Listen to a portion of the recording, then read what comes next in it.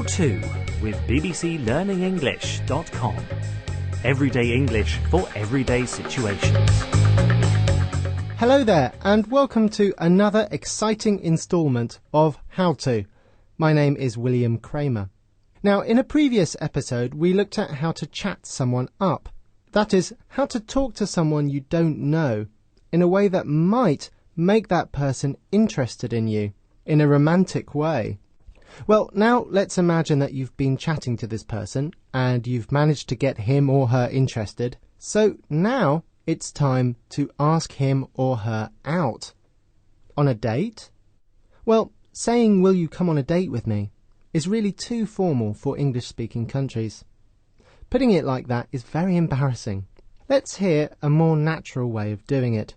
Susie and Mark work together, but they don't know each other that well. I was thinking, do you want to meet up for a drink sometime? Could do. Just a beer after work or something. That would be nice. Let me see, I'm free tomorrow, or maybe Thursday. No, tomorrow's good for me. Okay, great. Susie says, "Do you want to meet up for a drink sometime?" I was thinking, do you want to meet up for a drink sometime? It's much more natural to say, "Do you want to meet up for a drink sometime?"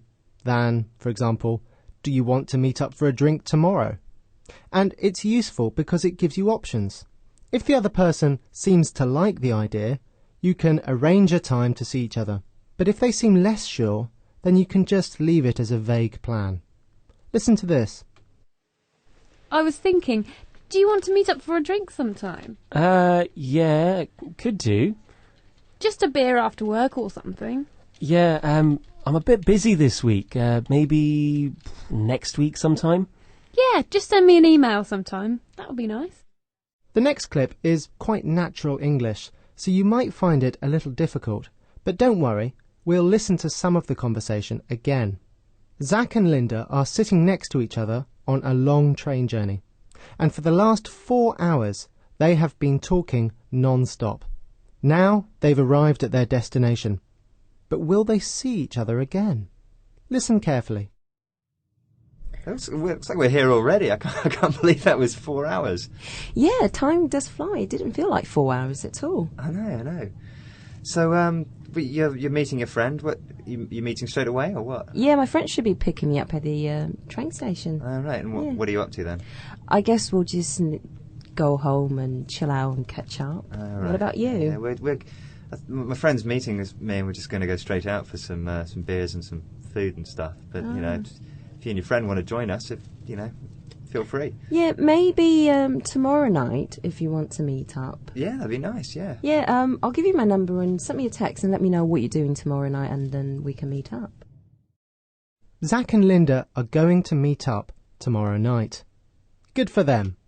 Zach asks Linda what she's up to that evening. What are you up to is an informal way of saying, what are you doing? Yeah, my friend should be picking me up at the train station. Oh, right. And what are you up to then? Then Zach tells Linda what he's doing and suggests that Linda and her friend join him and his friend.